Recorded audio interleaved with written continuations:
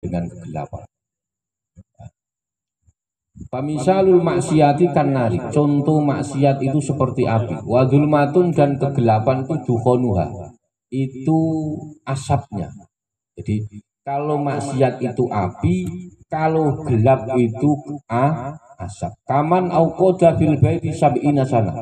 Seperti contoh orang menyalakan api di dalam rumahnya selama 70 tahun. Selama 70 tahun. Ala taro yaswatu. Kira-kira rumah itu gelap apa enggak? Gelap. Sampai nyalain uplik, kalau di Jawa itu uplik namanya, apa namanya? Sentir. Itu sampai nyalakan terus, itu nanti asapnya naik, pasti papan di atas itu otomatis itu sudah. Jadi api itu maksiatnya, asap itu gelapnya. Nah, kadzalika al-qalbu yaswadu bil maksiat. Begitu juga hati yang sering bermaksiat. Dia akan lama-lama juga akan menjadi hitam. Lama-lama itu akan menjadi fala yadhuru, maka tidak bisa dibersihkan illa bitaubati, kecuali dengan tobat. Tidak bisa. Kesampean apabila seorang hamba melakukan dosa, maka akan terjadi pada dirinya kegelapan. Jadi maksiat itu diibaratkan seperti api, sedangkan kegelapan itu diibaratkan seperti asapnya. Ya, seperti orang yang menyalakan api di dalam rumah selama 70 tahun, dan kamu pasti akan melihat rumah itu dalam keadaan menghitam karena kena asap. Begitu juga hatinya orang yang sering bermaksiat atau sebab bermaksiat tidak akan bisa bersih kecuali dengan bertobat kepada Allah Subhanahu wa Ta'ala. Jadi jelas orang yang pengen berhenti dari maksiat itu akan dibalas oleh Allah 3 kenikmatan. Sampean, Gus, tapi saya belum bisa. Kan gini, saya itu sering diceritain gini. Gus, saya ini dulu pendosa. Kenapa? Tidak pernah sholat, tidak pernah puasa. Tidak masalah, tidak penting bagi saya. Dulu itu tidak penting. Yang penting sekarang sampean sholat apa enggak? Yang penting sampean puasa apa enggak? Yang penting sampean berbuat baik apa enggak? Kalau dulu itu enggak penting, enggak ada jaminan. Jangan pernah terjebak dengan masa lalu dan masa yang akan datang. Kalau sampean terjebak masa lalu dan masa yang akan datang, kamu kepikiran ke situ terus, tapi nanti lupa hari ini sampean berbuat baik apa enggak? Karena hidup itu hari ini, besok belum tentu kita hidup. Nah, kemarin kita sudah lewat. Nggak bisa mengulangi lah.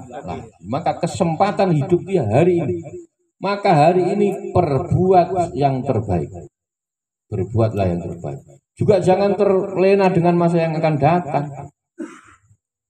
Nah, kalau mau terlena yang masa datang repot. Mikirnya besok gimana ya? Besok ya. Padahal sekarang saja belum terlewat. Ya, latihan itu kalau nggak dilatih nggak bisa. Sampean semua kalau itu nggak bisa dilatih, harus latih. Wakadzalika alqul, maka terus fasor ad-dullu wa dzulumatu wal hijab. Jadi maka jadi apa ad-dullu, kehinaan, wa dzulumatu dan kegelapan, wal hijabulan tertutup. Hijab itu artinya ditutup. Kalau zaman dulu pasti nggak ada istilah hijab. Zaman dulu pasti namanya tiung, kalau nggak tiung kerudung, kalau nggak kerudung jilbab, ya. Sekarang muncul namanya hijab. Ibu-ibu itu loh. Sekarang namanya hijab. Hijab itu artinya penutup. Paham? Lah kalau penutup berarti nggak perlu bentuk, pakai hordeng juga ditutup. Jadi hijab itu artinya penutup. Sampai pakai hordeng ya penutup. Zaman dulu ndak ada istilah hijab, ya banda, yang sudah tua-tua ini. Dulu pasti tiung, kalau nggak gitu kerudung, nggak ada. Sekarang baru ada hijab. Dulu ndak ada. Zaman saya ndak ada istilah hijab. Hijab itu artinya tertutup. Ditutup itu pakai hordeng juga ditutup. Paham ya? Nah, artinya sama kayak hijrah. Hijrah itu artinya berpindah dari tempat satu ke tempat yang lain, itu namanya hijrah. Kalau Mama Kang Pak Cecep dari Tasik, dari mana?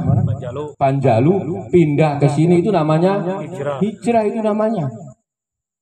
Lah kalau dari baik jadi jelek, berbuat dari jelek jadi baik, itu namanya tobat. Paham?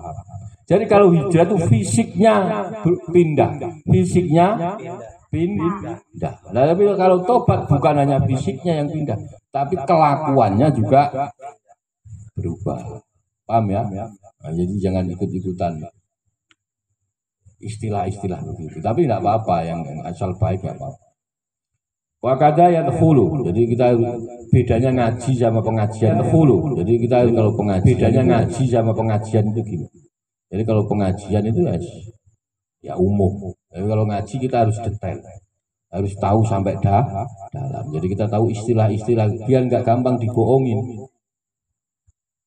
Nah, ini nanti ada istilah Arab terus ikut. Gara-gara istilah Arab terus Jadi apa namanya, hati manusia yang sering bermaksiat, maka pelan-pelan dia akan menghilang. Maka dalam Al-Quran itu fi qulubihim maradun fazadahumullahu maradun walahum azabun alimun bima kanu yaksibun.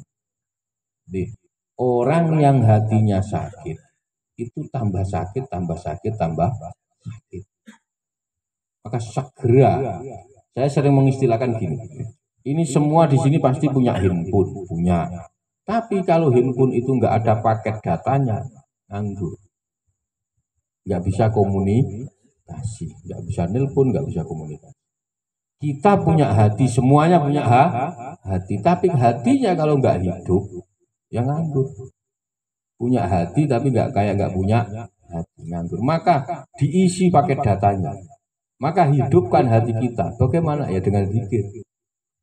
Latihannya tadi istighfar sama sholawat latihannya. Kalau sudah 120 hari tambah la ilaha nanti, tapi ini lewati dulu 123 hari itu dilewati dulu. Nanti setelah itu baru ditambah la ilaha. Karena zikir la ilaha illallah itu agak panas. Kalau nggak terbiasa panas. Pusing. Nah, penenangnya atau dosis untuk menurunkan itu Pak, baca sholawat sama istighfar. Ibu kalau ke dokter itu nurut dokternya apa seenaknya kita?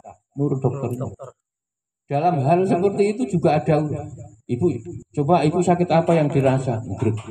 Gregesan, melet, pasti disuruh begitu ke dokter. Ya benda, melet, pakai senter.